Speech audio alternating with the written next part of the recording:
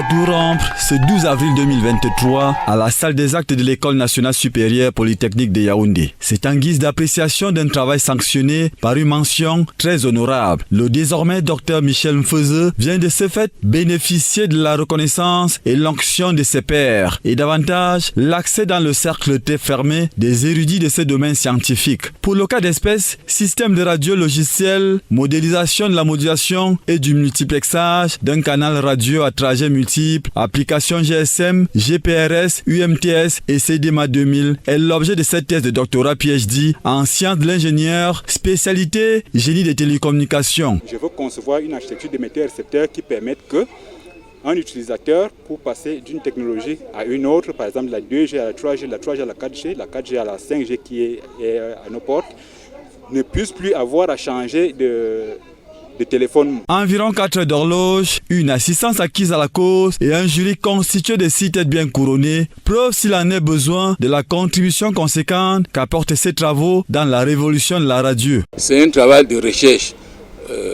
et utile pour notre laboratoire et le candidat, comme nous l'avons relevé, a pu obtenir 3 publications dans des journaux à comité de lecture. Donc ce qui montre, n'est-ce pas, l'intérêt des travaux qu'il a pu produire au niveau de la communauté scientifique.